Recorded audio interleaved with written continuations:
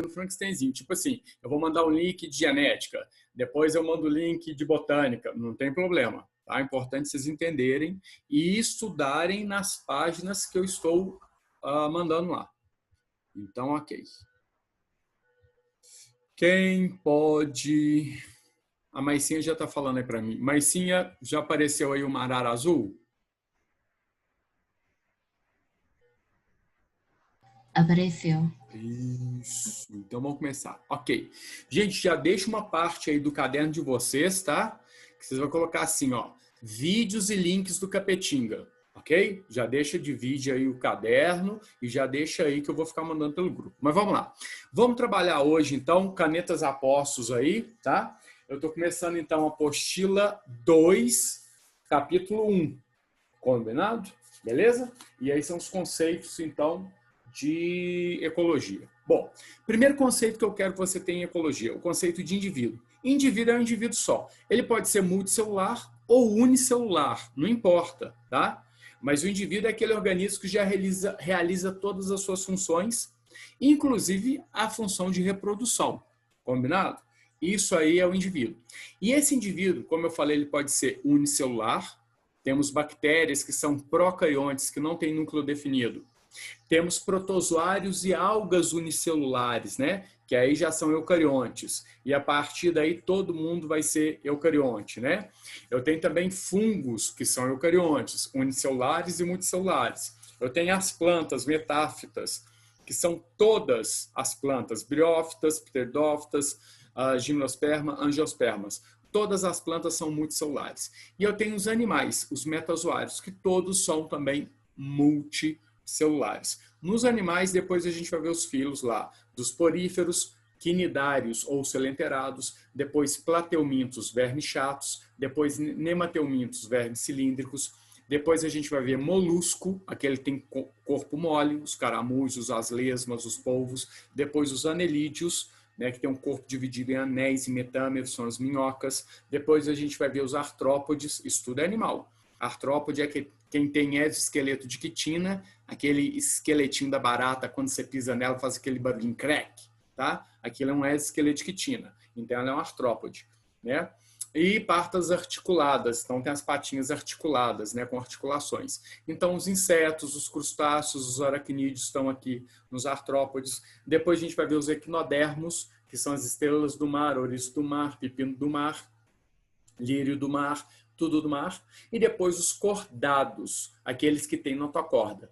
E dentro dos cordados a gente vai ver os cordados vertebrados, aqueles cordados onde a notocorda foi substituída por vértebra.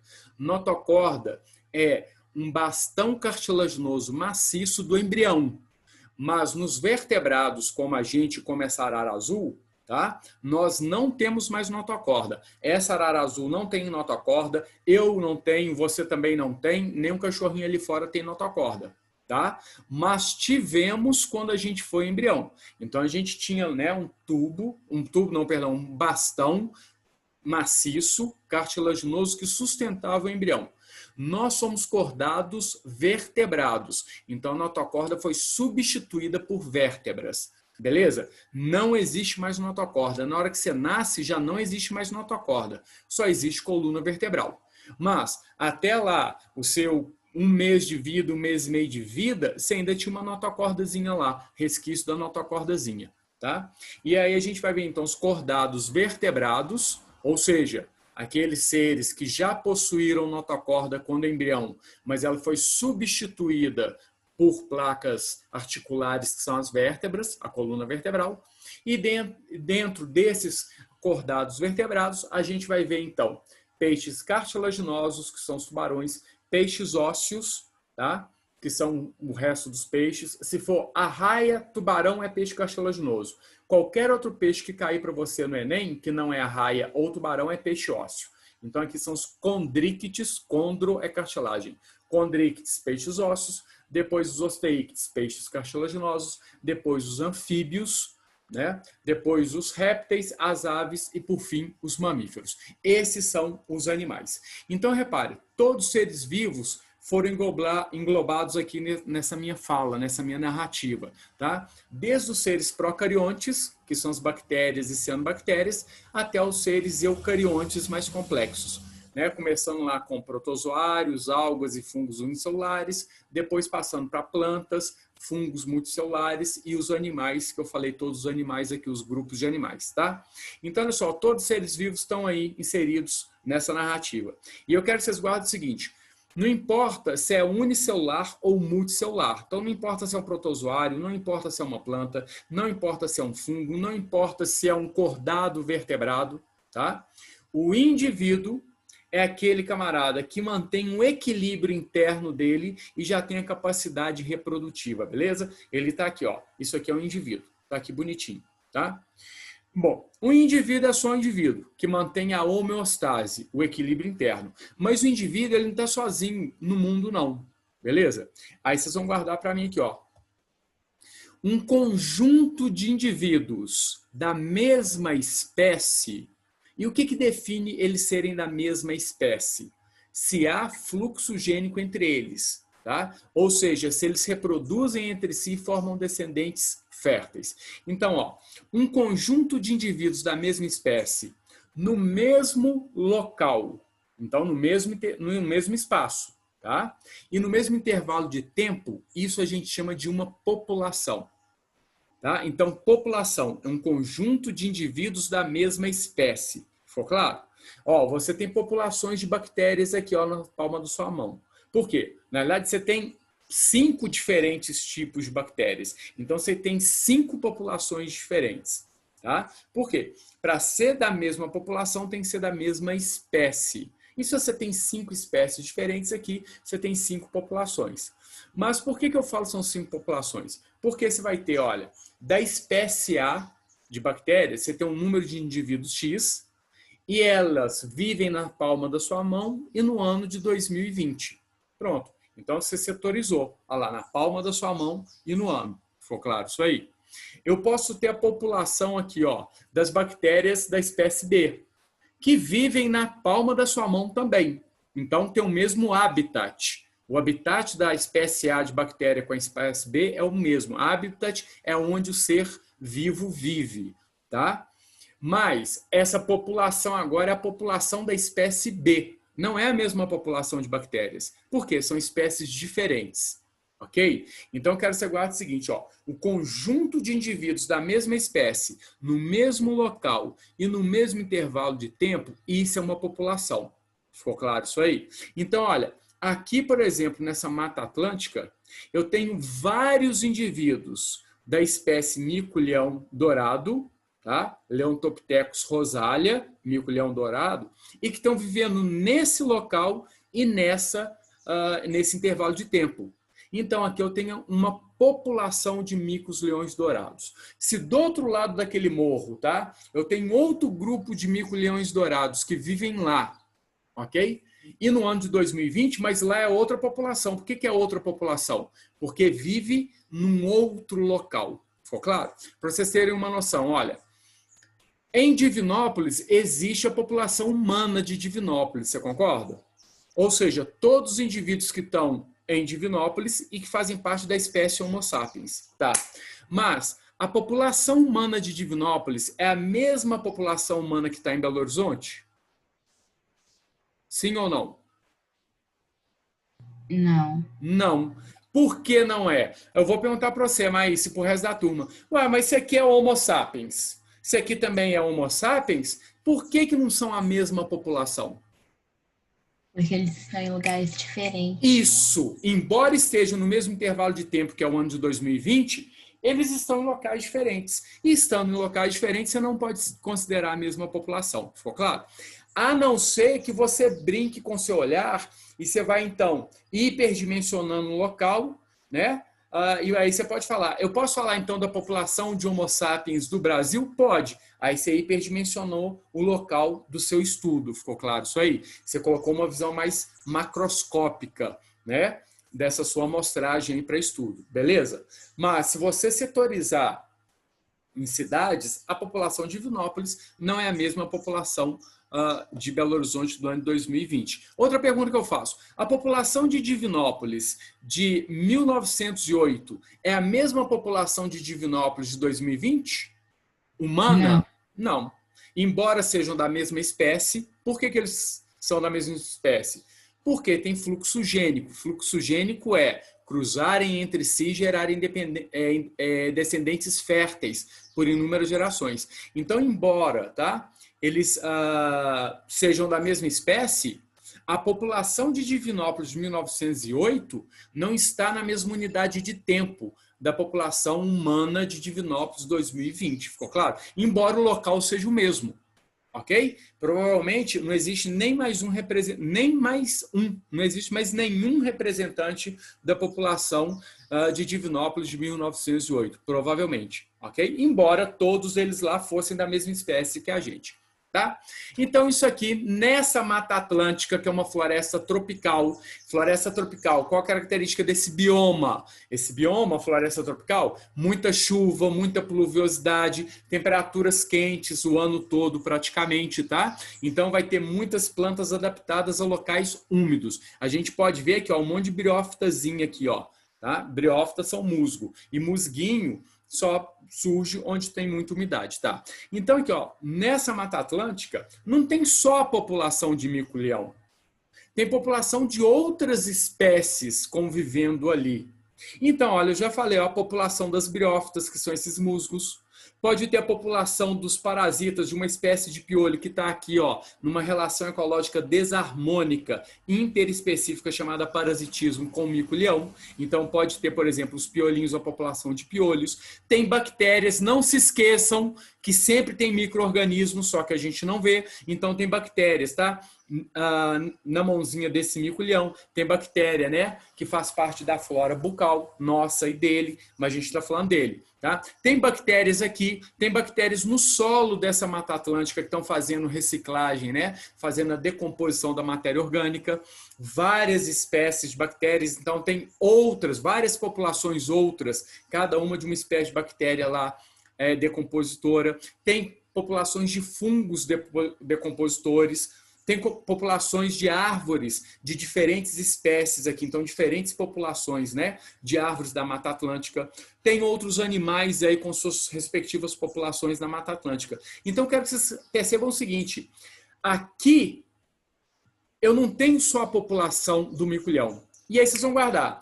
Quando eu tiver a população A, com a população B, com a população C, com a população C, obviamente que cada população é de uma única espécie. Tá, gente? Óbvio, porque população, o conceito de população já está implícito que são só indivíduos de uma mesma espécie. Então, ó, eu tenho população de indivíduos da espécie A, da espécie B, população da espécie D, ok? E essas populações estão no mesmo local, a gente chama isso de comunidade biológica ou biocenose. Anota isso para mim, então, por favor. Vou até colocar aqui, ó. Então, conjunto, tá?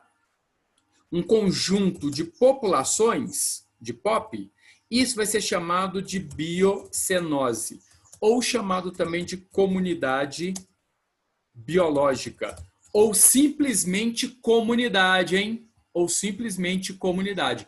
E reparem que isso aqui, comunidade, no sentido biológico do termo. Tá bom? Porque a gente tem um sentido sociológico de comunidade. Você pode chamar, sabe, o bairro onde você vive a sua comunidade. Ficou claro isso aí? Tá? Aqui é no sentido biológico. Então, um conjunto de populações e que interagem entre si, tá? De alguma forma, direta ou indiretamente, ou seja, estão no mesmo local, tá? Então, ali é uma comunidade biológica ou biocenose. Então, repara, todas essas populações que estão aí inseridas nessa Mata Atlântica, ou, se você quiser, numa região que você delimitou da Mata Atlântica, tá? Da Mata Atlântica do município de Casimiro de Abreu, no Rio de Janeiro, por exemplo. A gente falar nisso, vale a pena ir lá, porque do lado tem Lumiar. Lumiar é lindo, cheio de cachoeira, tá? Mas vamos lá. Então, olha só, pode ser lá no município de Casimiro de Abreu, a Mata Atlântica lá no município Casimiro de Abreu, no Rio de Janeiro. Ótimo! Tá? Então, dentro daquela região que você delimitou, existe uma comunidade biológica ou uma biocenose. Ficou claro? Beleza? E vocês vão guardar uma coisa, que a biocenose, ou comunidade biológica, elas são os fatores bióticos. Ou seja, fatores bióticos são seres vivos naquele ecossistema. Beleza? Então, você pode falar dos seres vivos que vivem aqui nessa mata aqui de Tiradentes. Se eu falar das populações de seres vivos, das espécies diferentes que vivem nessa mata aqui em Tiradentes, eu estou usando qual conceito ecológico? Né? Indivíduo, população, comunidade, ecossistema ou bioma?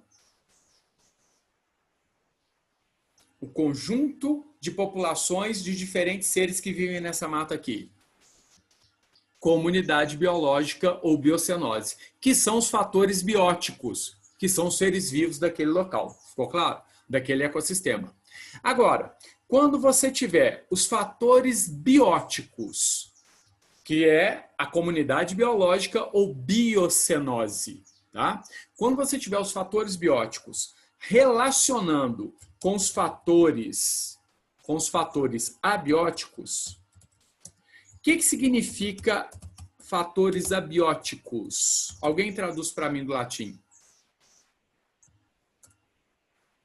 Fatores bióticos são os fatores vivos, são os seres vivos. E os fatores abióticos? O A significa o quê?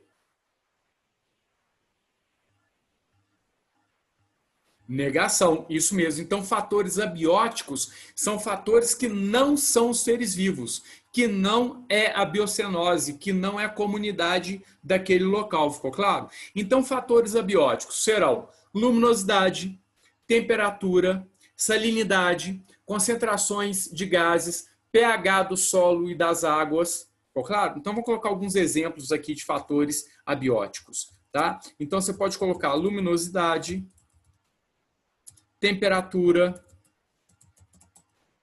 umidade, concentração de gases, nutrientes, pH,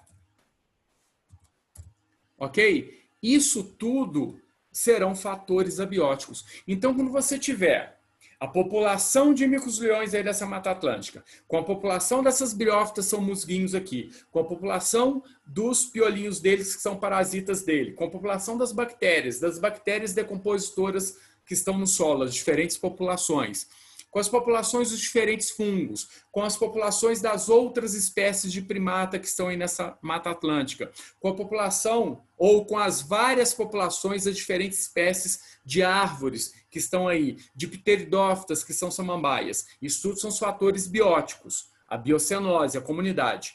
Interagindo com luminosidade, com a temperatura, com a umidade, que é o índice pluviométrico, a umidade relativa do ar, tá? Com concentrações de gases. Ficou claro? Então, quando você tiver fatores bióticos interrelacionando aqui, ó, mais fatores abióticos, isso aqui vai gerar para a gente um ecossistema. Ecossistema. Ficou claro isso aí? Então, ecossistema nada mais será que o conjunto de fatores bióticos mais fatores abióticos. Então, esse conjunto aqui é ecossistema. Ficou claro? Gente, partindo então dessa conceituação, tá? Olha só. Um cadáver pode ser um ecossistema. A palma da minha mão pode ser um ecossistema. A minha boca, como a sua boca, pode ser um ecossistema. Tá? Um aquário, um ecossistema.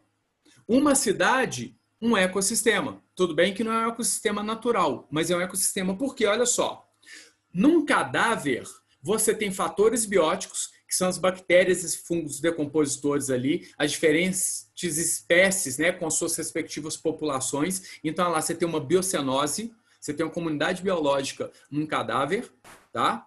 Então, você tem fatores bióticos no cadáver e você tem fatores abióticos no cadáver, certo? Então, lá você tem lá a concentração dos gases, o pH, se está ácido, se não está, a temperatura, se morreu há pouco tempo, há mais tempo. Então, olha só, a umidade.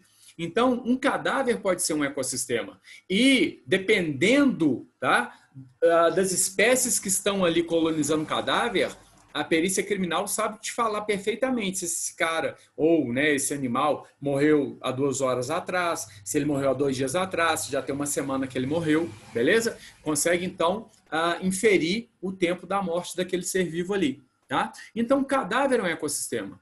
Um aquário é um ecossistema. Por quê? No aquário, eu tenho bactérias ali naquela água. Por mais que você falar, Capetinga, meu aquário está vazio, está sem peixe. Está sem peixe, está sem vertebrado, cordado vertebrado.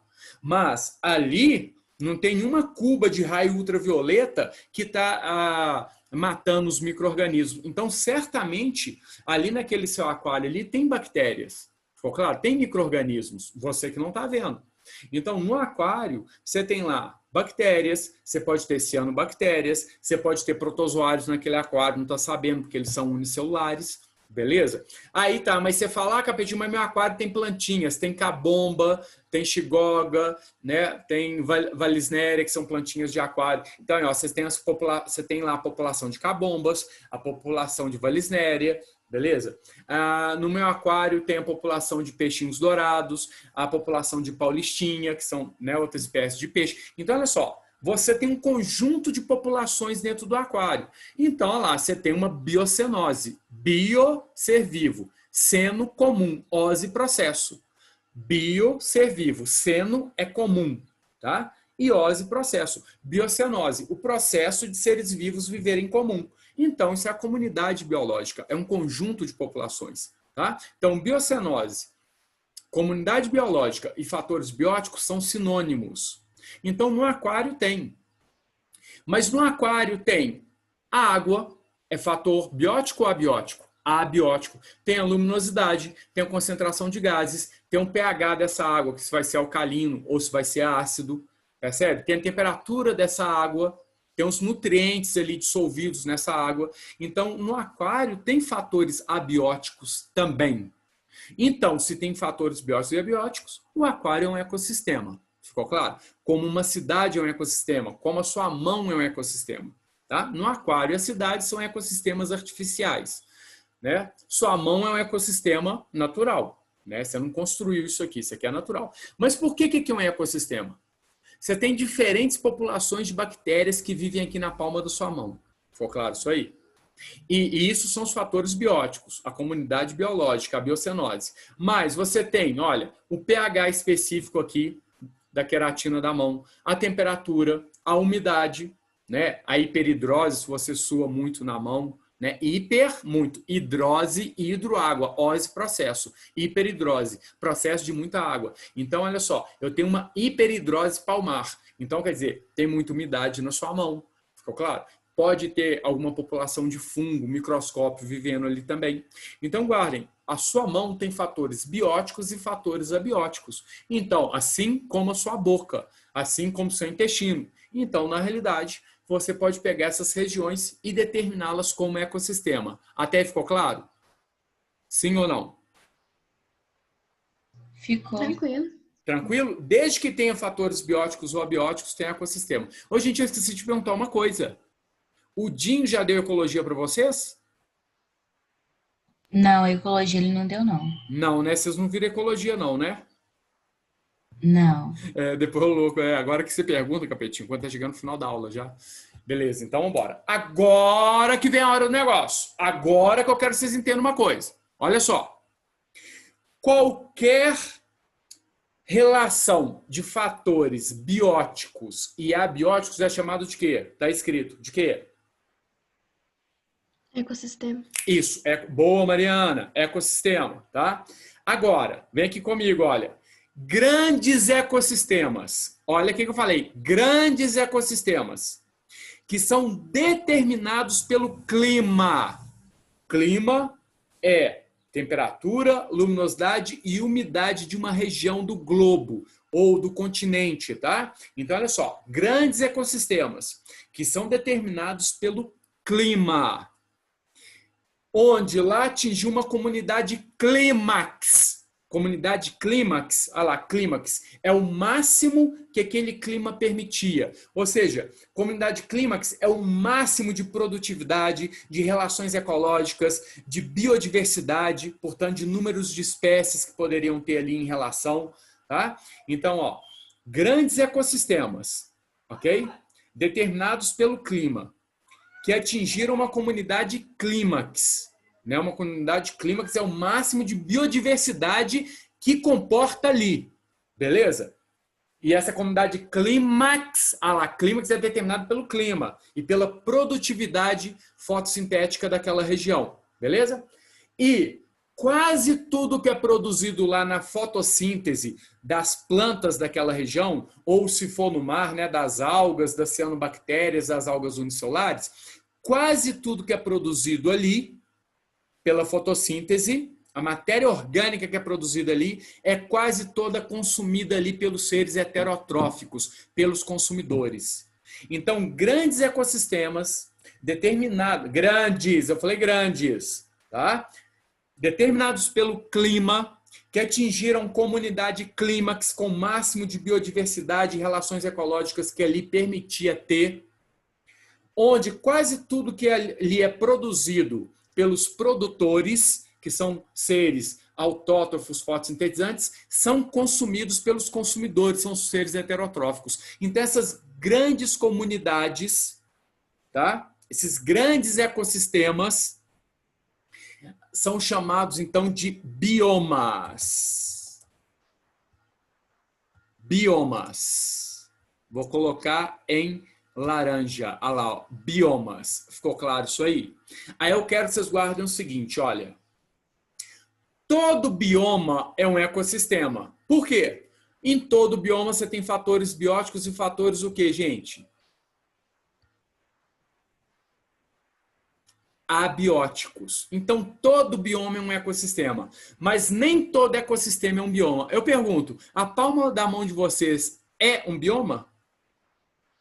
É um grande ecossistema que é determinado pelo clima, né? Que é temperatura, umidade, luminosidade. Atingiu a comunidade máxima de biodiversidade. Tudo que é produzido ali é consumido ali. Não, isso aqui não é um grande ecossistema. Ficou claro? Beleza? Então, isso aqui não é um bioma. Um aquário não é um bioma. Uma cidade não é um bioma. Tá? Agora, quando eu pego a Mata Atlântica, olha, a Mata Atlântica tem esse monte de árvore, né? Com vários dosséis, ou seja, vários estratos arbóreos, uma biodiversidade imensa, uma taxa fotossintética imensa também, super grande. Porque a luminosidade é alta, então não falta luz ali para ter fotossíntese. A pluviosidade é alta, não falta água. Não falta água nas florestas tropicais. Entendeu? Lá nas florestas tropicais do mundo chovem sempre. Beleza? E a temperatura é alta praticamente o ano todo. Então, olha só, você tem luz em abundância, você tem água em abundância e você tem altas temperaturas que aumentam o metabolismo. Então, a taxa fotossintética de uma Mata Atlântica é baixa ou é altíssima? Altíssima, tá? Então, olha só, uma grande região, né, que vai ser determinado pela incidência dos raios solares no planeta Terra. Então, um grande ecossistema, a Mata Atlântica é um grande ecossistema determinado pelo clima. O clima é o conjunto de temperatura, umidade e luminosidade que pega toda aquela região. Concorda? Determinado pelo clima, que atingiu a comunidade clímax, ou seja, o máximo que poderia ter ali de produtividade, de relações ecológicas e de biodiversidade. A Mata Atlântica já atingiu o máximo. Percebe? E quase tudo que é produzido na Mata Atlântica, lá, ó, quase tudo que é produzido ali pelas plantas, né, pelas cianobactérias e algas unicelulares aqui nos líquens, quase tudo que é produzido é consumido ali mesmo. Eu falei quase tudo por quê? Porque pode ter uma troca entre grandes biomas, né, pelos rios, um animal que migra de um bioma para o outro, ele está levando matéria orgânica, tá? Mas quase toda a matéria orgânica que é produzida na Mata Atlântica pelos produtores, que é a base, né, da cadeia alimentar, que são as plantas, autótrofos fotossintetizantes, quase tudo é consumido na própria Mata Atlântica. Então, a Mata Atlântica ela tem fatores bióticos e abióticos. Portanto, a Mata Atlântica é um ecossistema? Sim. E ela é um bioma? Sim. Por essas características todas que eu falei. Ficou claro? Então, olha, Mata Atlântica é um bioma, ou seja, um grande ecossistema. O Cerrado é um bioma, um grande ecossistema determinado pelo clima. O clima do Cerrado é diferente da Mata Atlântica, por isso que a vegetação, a fitogeografia, né? Fitogeografia, ou seja, as plantas daquela terra, tá? São diferentes da planta da Mata Atlântica, né? Das espécies, são adaptadas, então, no Cerrado, a uma estação chuvosa, que é o verão, e uma estação seca, que é o inverno. A gente está no nosso verão chuvoso, concorda? Isso no Cerrado, né? Em parte da Mata Atlântica também.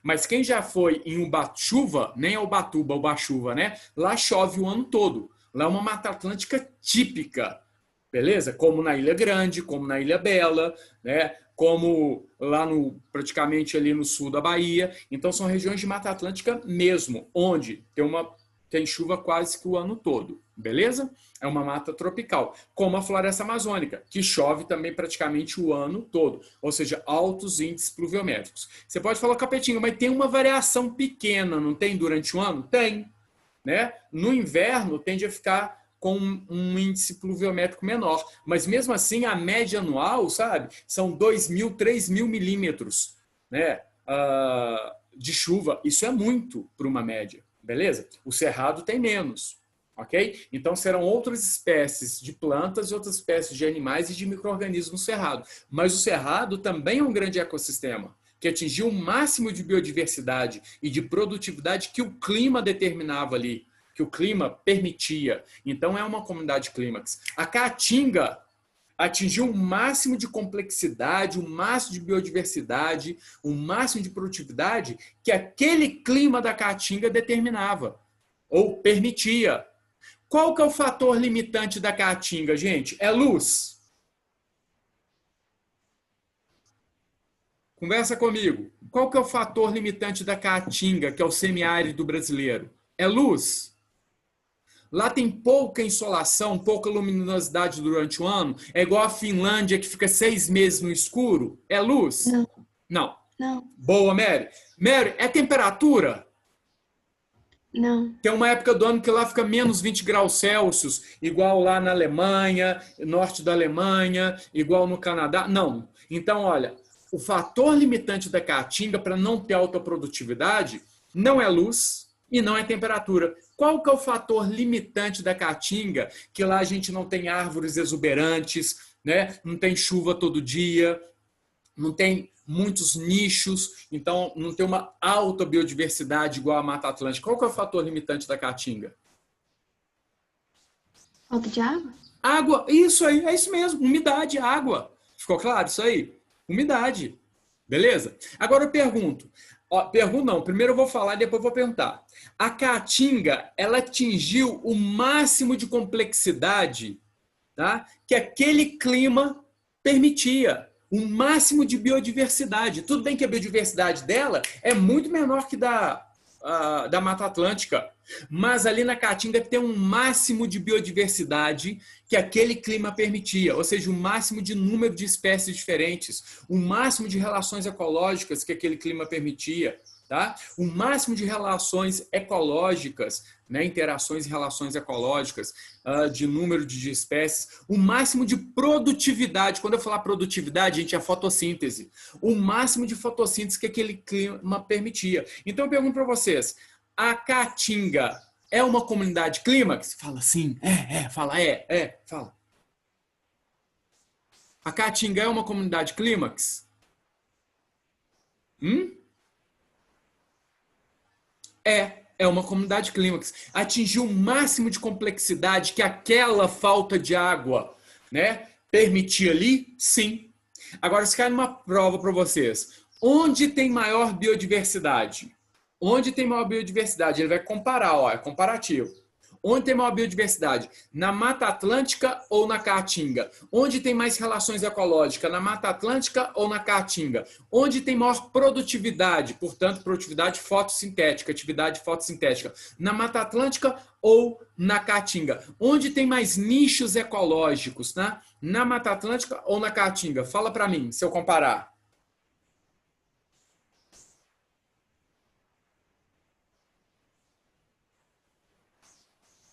Estou esperando.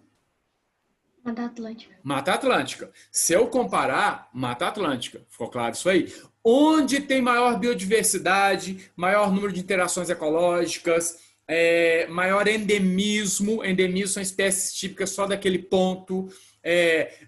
Maior relações ecológicas, já falei. Maior quantidade de nicho, maior produtividade. Na Mata Atlântica ou no Cerrado?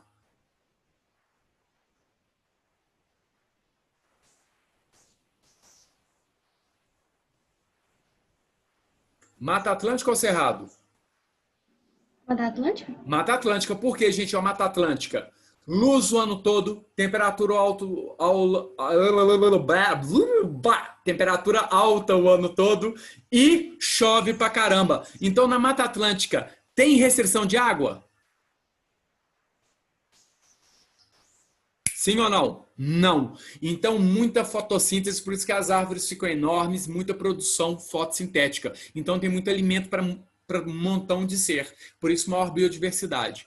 Agora, o cerrado, você falou Capetinga, mas no subsolo do cerrado tem água? Tem. Só que é o seguinte, o cerrado, gente, vocês acabaram de falar, tem duas estações muito bem definidas.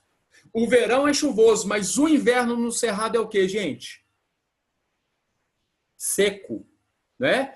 E ele ainda sofre queimadas naturais, fora as antrópicas. As antrópicas são prejudiciais. Mas o cerrado tem plantas que liberam óleo que entra em autocombustão no inverno. Por quê? Muitas sementes do cerrado que estão no solo, elas têm que passar pelo choque térmico do calor para elas poderem germinarem. Muitas plantas têm que se queimar para poder rebrotar no cerrado. Ficou claro? Então, o cerrado, ele sofre sim queimadas espontâneas e naturais nessa época seca. Então, ele tem duas estações bem definidas, tá? Agora, nenhuma floresta tropical faz parte da dinâmica dela, tá? Sofrer queimadas reiteradas. Então, floresta amazônica, igual estão falando aí que sempre tem... Mentira, isso é homem. Pode, eventualmente, um raio cair e ter uma queimada lá, sim. Mas as plantas ali não estão adaptadas a passar por esse processo, entendeu? De queima.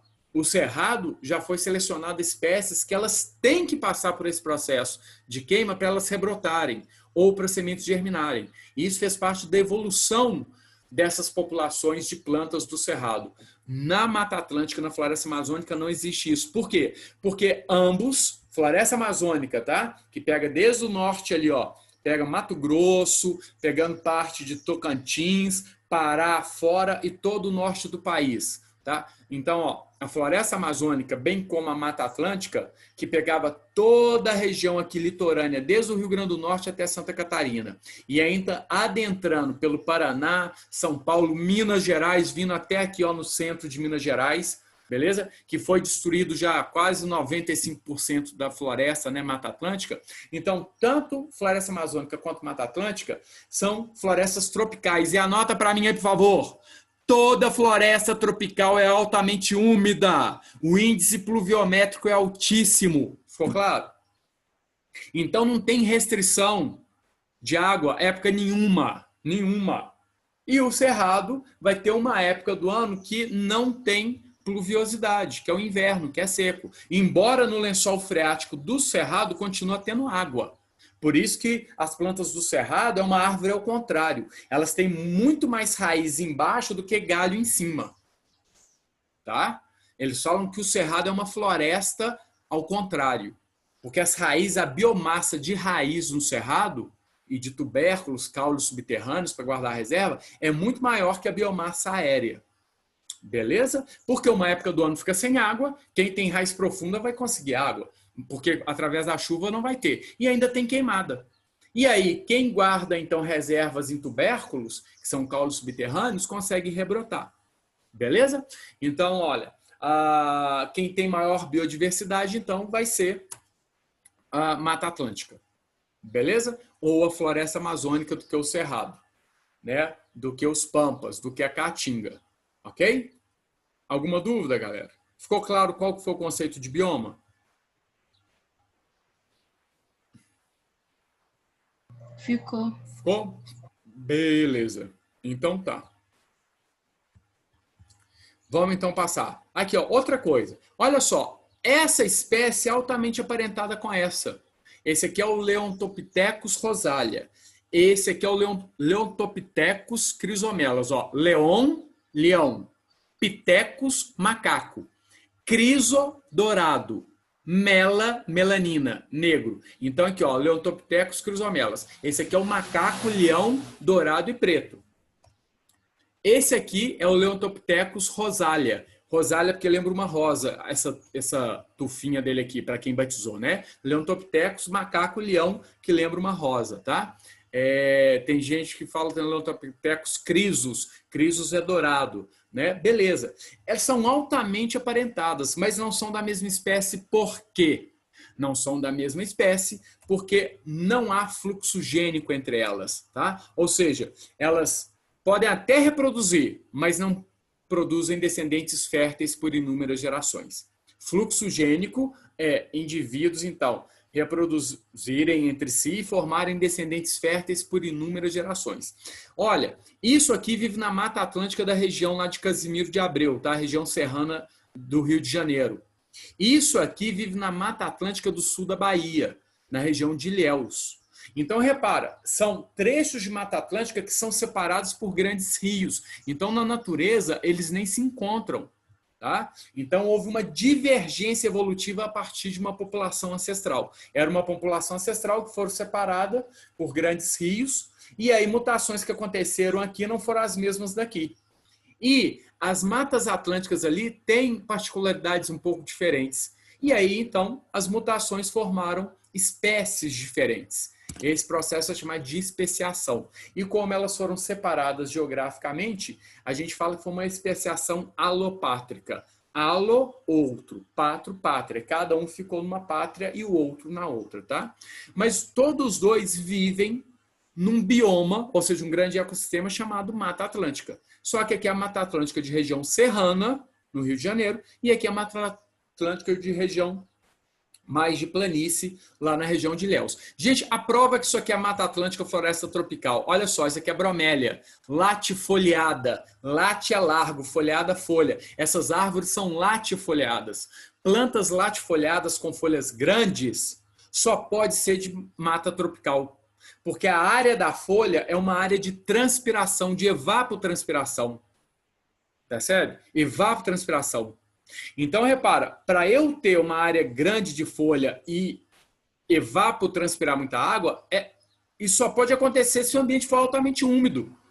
Porque na caatinga, uma planta que surgiu lá, latifoliada, lá não tem água, e uma planta latifoliada que evapora muita água pela folha dela, eu pergunto, essa planta sobreviveu na caatinga? Uma planta latifoliada? Ela deixou descendentes? Não. Tá? Então, plantas latifoliadas e perennifólias, folhas perene, que não caem.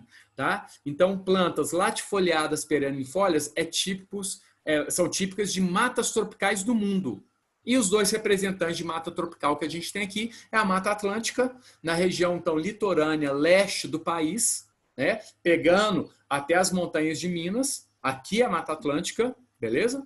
Quando vai chegando para a direção aí de Divinópolis, aí vai ser Cerrado, tá? Mas até aqui é a Mata Atlântica. E nesse interim entre Tiradentes e Divinópolis, a gente vai ter uma transição gradual de Mata Atlântica para Cerrado. Isso é chamado de ecótone. Todo grande bioma, né, todo grande ecossistema que é bioma, não termina. Ó, aqui termina a Mata Atlântica e já começou Cerrado. Não, porque as mudanças climáticas dependem da latitude. Né? Latitude zero no Equador, muita insolação, muita evapotranspiração, muita evaporação de água, muita chuva. Então aqui no Equador sempre vai ter chuva, então vão ser as florestas tropicais. Mas à medida que vai descendo, as latitudes vão aumentando, né? Latitude 20, 30 lá no Rio Grande do Sul, então a luminosidade vai ser menor, e aí começa a ter um inverno um pouquinho mais rigoroso, né? Pode ter a divisão aí da fase chuvosa à fase seca, beleza? Então começa a mudar, mas vai mudando gradualmente. Então você tem a passagem de um ecossistema para outro. E essa passagem, essa transição entre ecossistemas, anota aí para mim. Isso eu quero que anota. Ecótone, ecótone. E-C-O-T-O-N-E. Ecótone. Ah, agora é soletrando, né, Capetinga? É isso mesmo. É soletrando. Ecótone. 2 pontos. Transição entre 2 ecossistemas. Beleza? Beleza. Então, repara. Embora que seja Mata Atlântica, é um grande ecossistema, é um bioma, tá? Mas tem espécies diferentes da Mata Atlântica da região serrana do Rio. Mas é a mesma... Considerando um grande bioma, é uma Mata Atlântica só, desde o Rio Grande do Norte até Santa Catarina, tá? Vamos para os níveis de organizações aqui rapidamente, tá, gente? Olha, isso aqui é átomo.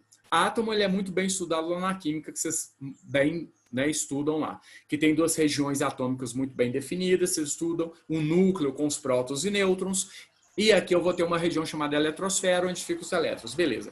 Os átomos fazem ligações entre si, que para a gente nos interessa mais as ligações covalentes, porque fazem então as moléculas, ou seja, substâncias moleculares. Aqui, ó, vários átomos. Átomos de carbono em pretinho, com átomos de oxigênio vermelhinho, com átomos de hidrogênio branquinho. E se tem carbono, hidrogênio e oxigênio, portanto, esqueleto Shaw, molécula orgânica, que interessa para a biologia. Aqui, ó, então isso aqui é uma molécula orgânica, que veio da interação, da ligação entre átomos, ligações covalentes entre átomos. Principalmente o N-CHOPS, né? Mas tem que ter o Shaw. Antes de mais nada é Shaw, tem que ter Shaw. E o N, e o P e o S vêm de quebrada. Então, a principal característica de molécula orgânica é ter carbono, hidrogênio e oxigênio. Em algumas tem, além de carbono, hidrogênio e oxigênio, nitrogênio. Algumas têm, além de carbono, hidrogênio e oxigênio, nitrogênio e enxofre. Algumas têm, além de carbono, hidrogênio e oxigênio, fósforo. Mas o fundamental para qualquer molécula orgânica, tá? Na química é CH. Se tem CH, já é hidrocarboneto. Hidrogênio, carbono, carboneto. Vai ser estudado pela química orgânica. Tudo bem? Na biologia também. Mas a maioria das moléculas que compõem os seres vivos tem no mínimo isso aqui, ó. Shaw. Carbono, hidrogênio e oxigênio. Tá. As moléculas orgânicas, elas se organizam, né? Através dos monômeros dela. Então, proteína, monômero, aminoácido. Lipídio é glicerol, um álcool, mais ácidos graxos. Polissacarídeos são monossacarídeos. Isso vocês aprenderam lá com o Dinho. Então, ó, monômeros formam polímeros. Então, vão formar polissacarídeos, carboidratos, grandes açúcares, vai formar lipídios e vai formar proteínas. As proteínas e lipídios, por exemplo, gente, os fosfolipídios, se organizam e formam membranas. E essas membranas aqui, ó, formou uma organela. A mitocôndria, então, é uma organela membranosa. E várias organelas, tanto as membranosas quanto as proteicas, que vocês viram na citologia, né? Então, mitocôndria, retículo plasmático rugoso, retículo plasmático liso, complexo de Golgi, lisossomo, peroxomos, são organelas membranosas. Agora, ribossomo, organela proteica. Centríolo, que tem até DNA próprio, organela proteica. Tá? Mas não importa, aqui eu tenho organelas. Organelas foram constituídas de moléculas orgânicas. Esse conjunto de organelas, mais o hialoplasma, que é a parte líquida lá com água e sais do citoplasma, mais a membrana citoplasmática, e caso seja, e vai ser, né, porque eu falei de organelas membranosas, e mais a carioteca separando o DNA no núcleo, né? Então vou ter uma célula. Então, a célula ela veio de organização de organelas, tá? Beleza? E dividindo em 2 áreas principais, citoplasma e núcleo. Beleza, tá aqui a célula. Mas essas organelas vieram de moléculas orgânicas, e essas moléculas orgânicas vieram dos seus monômeros, e os monômeros de moléculas orgânicas, que também são moléculas orgânicas, os monômeros, né? Vieram, na realidade, de átomos, através de ligações covalentes, principalmente átomos de carbono, hidrogênio e oxigênio. Então, a partir dessa organização, chegamos à célula, que é a unidade funcional do ser vivo. Um conjunto de células especializadas numa função determina um tecido. Então, chegamos no neurônio. Um conjunto de neurônios mais as células da glia formam o tecido nervoso. Né? Há um conjunto de células justapostas, juntinhas, forma tecido epitelial. Um conjunto de células com muita substância entre elas forma tecido conjuntivo. E por aí vai. Beleza? Então, vou formar tecidos. Agora, um conjunto de tecidos, eu tenho um tecido, por exemplo, conjuntivo com tecido nervoso, olha lá, formam órgão. Ok? Então, quando eu olho o coração, olha só, o coração tem tecido muscular, beleza? Tem tecido muscular, estriado cardíaco, é o principal tecido dele, porque é um conjunto de células ali especializadas. Mas no coração, eu tenho tecido adiposo, tem tecido adiposo no coração. Eu tenho tecido conjuntivo, formando a membrana ali no coração. Eu tenho tecido epitelial, formando o endocárdio. Então, tem tecido, olha, epitelial, eu tenho tecido conjuntivo, né, propriamente dito. Eu tenho sangue, que é um tipo especial de tecido conjuntivo sanguíneo. Então, olha só, o coração é um conjunto de tecidos. Portanto, o coração será o quê, gente? Quando eu tenho um conjunto de tecidos, como é que é chamado isso? Órgão, isso, tá? Então, quando eu tenho um conjunto de tecidos, é órgão. A pele, tá? A pele é nosso maior órgão. A pele tem a epiderme, que é tecido epitelial. Abaixo tem a derme, que é tecido conjuntivo. E lá tem tecido conjuntivo propriamente dito frouxo, propriamente dito denso. Tem vasos sanguíneos. Então, tem tecido epitelial do endotélio, do vaso sanguíneo. Tem tecido muscular dos músculos eretores do pelo. Tem tecido sanguíneo dentro dos vasos sanguíneos, tecido conjuntivo sanguíneo. Então, a pele, ela é um tecido ou é um órgão? É um órgão, porque tem vários tecidos na pele. Beleza? Então, um órgão. E um conjunto de órgãos forma um sistema. Então, no caso aqui, o cérebro, mais a medula esquelética, né? A medula nervosa, a medula espinhal, que eu quis dizer. Então, cérebro, encéfalo, mais a medula espinhal, mais os nervos, mais os gânglios nervosos, vão formar o meu sistema nervoso. O sistema nervoso, mais sistema respiratório, mais sistema excretor, mais sistema digestório, mais sistema circulatório, mais o sistema imune, né? Mais o sistema locomotor, né? Que são ossos e músculos. Então, olha só, o sistema nervoso, mais todos esses sistemas formam o indivíduo, o organismo. Que o organismo pode ser, nesse caso aqui, vai ser multicelular. Mas se for uma célula só, uma ameba é uma célula só, uma alga, uma célula só, um trypanosoma cruzi, uma célula só. O próprio organismo é constituído de uma célula. Mas nesse caso aqui, nós estamos falando de organismos multicelulares. E estamos falando de animais. Né? Se fosse plantas, ia ter células que iam formar outros tipos de tecidos, que iam formar outros tipos de órgãos, que formariam outros tipos de sistemas lá vegetais, né? E ia ter a planta lá também. Beleza. Mas aqui eu estou falando de animal. E aqui eu tenho um indivíduo. Agora, um conjunto de indivíduos da mesma espécie forma uma população. Beleza. Agora, um conjunto de populações. Então, ó, populações de elefantes, mais populações de zebra, mais populações de acácias, mais população de capim, mais população de bactéria X que está no solo, mais população de bactéria Y, mais população da espécie de minhoca que tem lá, mais a população dos carrapatos da espécie A, mais a população dos carrapatos da espécie B, mais a população dos carrapatos da espécie C, que é só de zebra. Ficou claro? Então, conjunto de populações é uma comunidade ou biocenose. São os fatores bióticos.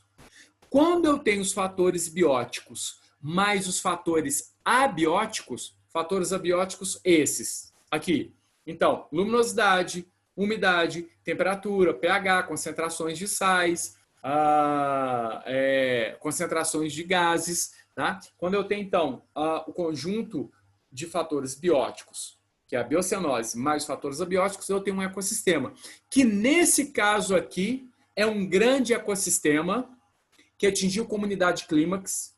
Quase tudo que é produzido ali é consumido ali pelos consumidores, é produzido pelos produtores, os vegetais fotossintetizantes, pelos capins, as gramíneas, as árvores, mas é consumido além pelos próprios produtores, mas pelos consumidores, né, os herbívoros e carnívoros. Tá?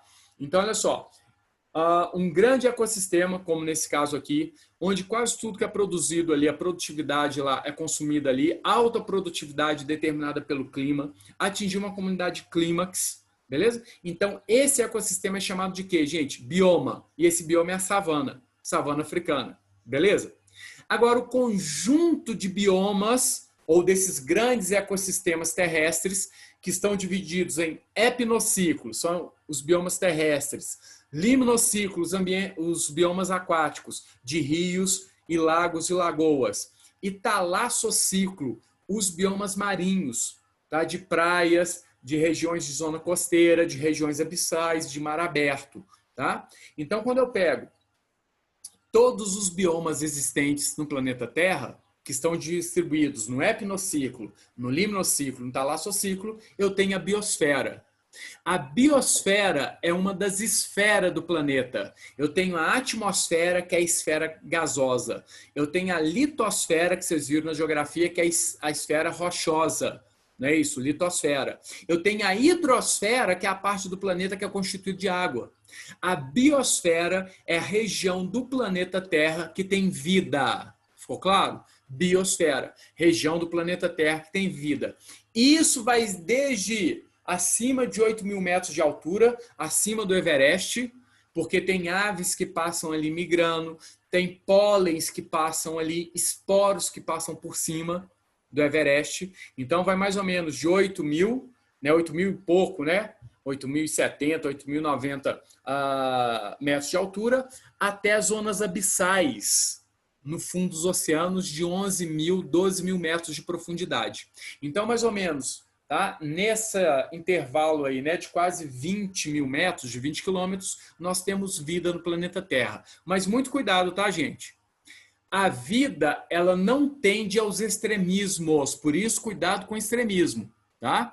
Então, pontos muito extremos tem pouca biodiversidade. No mais mediano aqui é onde tem mais biodiversidade. Isso em tudo, tá, gente? Então, pontos muito extremos de temperatura, desertos muito quentes e desertos muito frios. A Antártida é um deserto frio, né? Então, lá, em pontos extremos de temperatura, 50 graus Celsius, aqui menos 60 graus Celsius, menos 80, pouca biodiversidade, tá? Pontos extremos de pressão, pouquíssima pressão lá em cima, muita pressão em 12.000 metros debaixo d'água. Então, pouca biodiversidade, tá? Então, os seres vivos aumentam a biodiversidade em pontos mais medianos de temperatura, pressão e luminosidade. Ok? Alguma dúvida? Tá tranquilo. Tá. Aqui, ó. Se O você... Capetinga, diga, Mar. já é 4h13 já. 4h13? Aham. Tá, então, gente, ó, o que eu quero que vocês guardem para mim, só para a gente fechar essa aula de hoje, tá? É comunidade, tá? Os fatores abióticos interferindo, eles relacionam com os tipos de seres vivos que vão estar ali, e fatores abióticos mais fatores bióticos determinam o ecossistema. Os grandes ecossistemas vão ser os biomas. Quem introduz, guarde isso para mim, quem introduz a energia, tá? Dentro dos ecossistemas são os produtores fotossintetizantes, ok? Aqui é a relação dos fatores bióticos e abióticos. Aí eu falo, ó, biomas são grandes ecossistemas determinados pelo clima, ok? Os biomas brasileiros, os biomas mundiais, tá? E isso aqui, ó, uma zona, uma região de transição entre dois ecossistemas é chamada de quê? Ecótone. E aqui tem alta biodiversidade. Por quê? Tanto os seres daqui visitam aqui, quanto os seres de cá visitam aqui. Então, a biodiversidade, o número de espécies ali é muito grande, tá? Então, a Restinga, Manguezal, aqui é uma região de ecótone. Ou, aqui é o lago, aqui é a terra, aqui é a beira do lago. Então, seres daqui vêm aqui, seres daqui entram aqui. Então, toda a região de ecótone, anota aí para mim. Região de ecótone tem alta biodiversidade, tá? Bom, aula que vem eu falo, então, de nicho ecológico. Combinado? Hoje foi o principal, foi isso aí. Ok? Turminha, estudem para mim a página 5 até a página, por favor, até a página 8. Da página 5 até a página 8. Eu ainda vou explicar o que está na página 8, mas já estudem para mim, beleza? Para a aula que vem. Ok? Então, beijos até sexta, não é isso? Até sexta-feira, não é? Vê se é isso mesmo. Eu acho que é. Tá bom? Então, beijo, turma. Brigadão. Boa aula para vocês.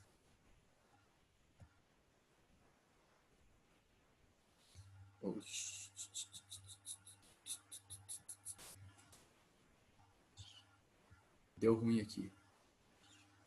Valeu, Mary. Beijos.